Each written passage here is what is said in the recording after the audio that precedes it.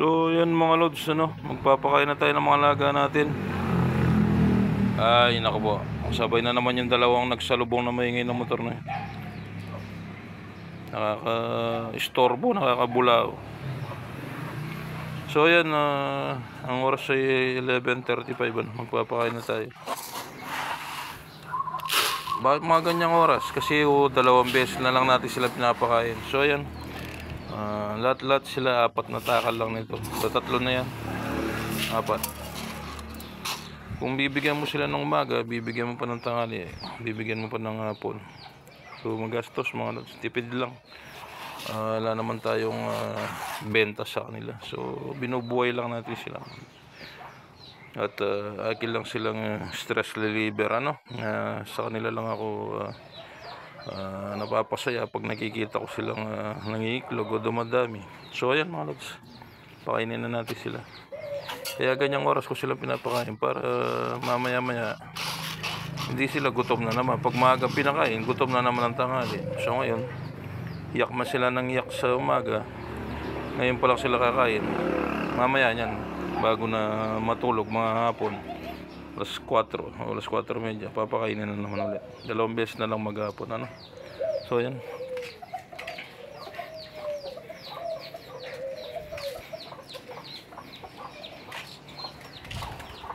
Yung mga sisiyo ng manok niya, namumulot sila doon sa kabila. Yan yung dalawa.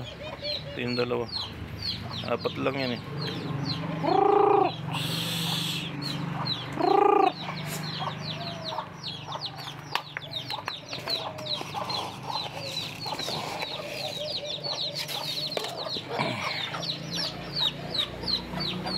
Uwi na.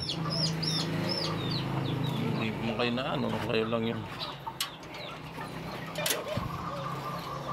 So yun, namimili na naman sila ng pagkain. Binabawasan ko na nga ng pagkain itong mga lods kasi sinisira na lang nila yung mga iklog nila. Hindi na ata sila magandang breeder. Kasi tinutuka lang nila yung mga iklog nila. Ewan ko ito kung may iklog pa. Tignan ko lang mga lods. So yun mga lods, kinuha ko yung puro pellets. Pinipili na naman nila. Pag wala na naman silang makain yan, kahit yun lang kakainin nila. Pero ngayon meron pa silang pinipili doon sa gusto nila. At tinignan ko yung iklog, meron pa siyang natitirang isa, pero kulay itim, bugo ko na yan, o abnoy. Buti pa yun doon sa kabila doon, may dalawang naglilimlim doon sa mga kulay brown na yun, imported. So ito, papakainin na natin ito. Ilang buwan nang nagsasayang ng mga iklog to, 2 buwan na yata.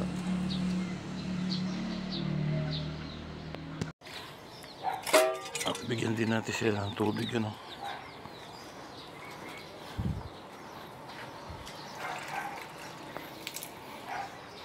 At itong sa mga manok meron pa tubig. So yun mga lods, ito rin mga to, ganyan din na yun, namimili rin sila. Pero ito, walang problema itong sa mga to, ilalaglag natin yan sa mga rabbit. At pupulutin na ng mga rabbit yan.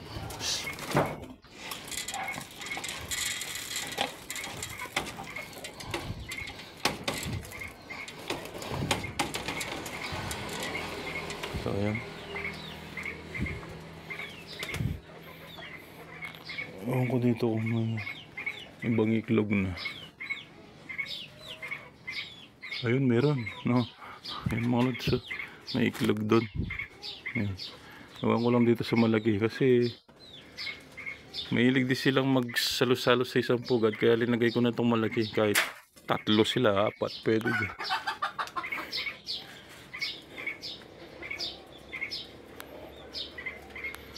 So yun, ito, dumami yung linilimlim niya. Ayan, dito ata sila lahat ng iklog. So yan, dami na. Hindi na yata magkasya sa niya. At ito rin, alam ko meron din to.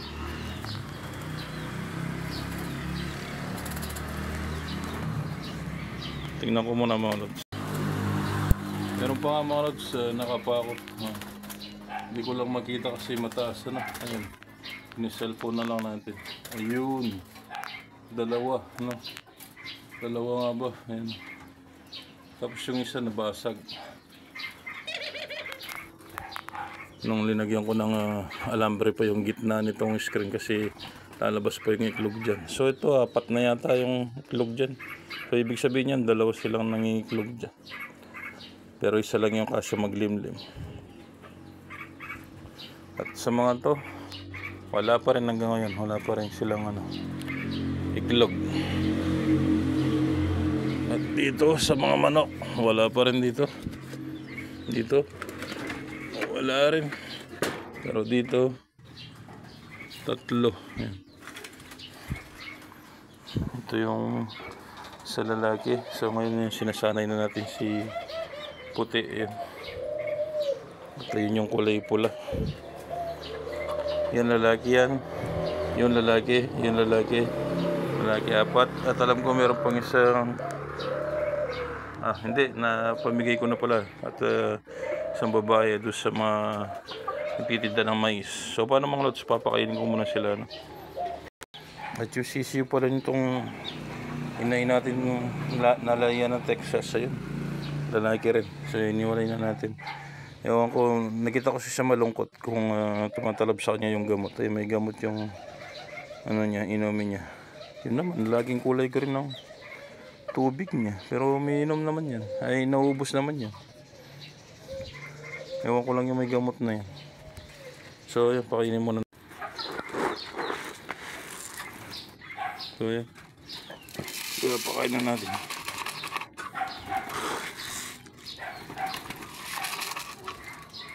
Linayo ko ng malayo yung isa. Dati kasi dito lang naaway nila yung kulay maroon. So ngayon hindi na niya. Yung nalalaglag, sabi ko nga anong problema yun. Pupulutin ng mga rabbit natin yan. At itong mga to hindi na nasanay sa tao. O sa mo nilang nagpapakain sa kanila. Takutin pa rin sila hanggang ngayon.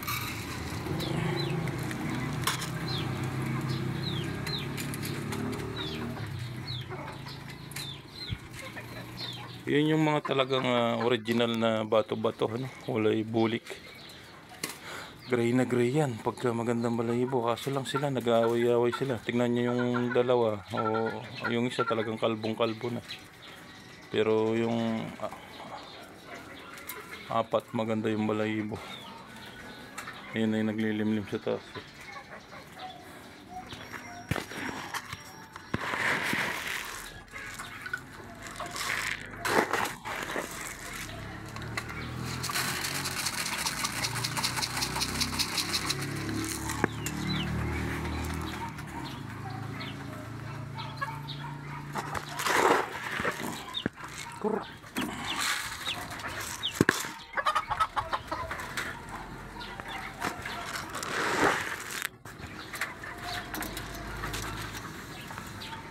Patay ko muna mga lods. Hirapan ako. So ayan mga lods, kung kailan mo linalagyan ng pagkain, doon pa nila inaarangan. Inaarang nila yung mukha nila. Ang lit-lit lang ng kainan. So ayan, nalalaglag lang yung pagkain. Buti na nga, pupulutin lang nilang ng mga kapwa nila rabbit sa ibaba yan. Ayan. Ganyan pala yung mga rabbit mga lods pag nasa lupa. Hukay lang sila ng hukay. Dati pantay yan. Yan. Puro hukay yan. Yan.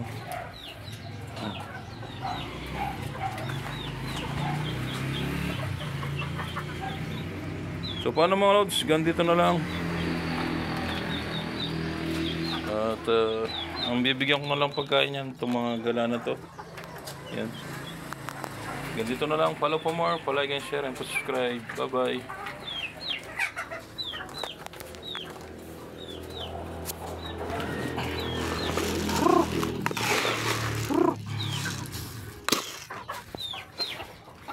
Yun nga lang kasi magugulo yung mga rabbit na yun mga lods.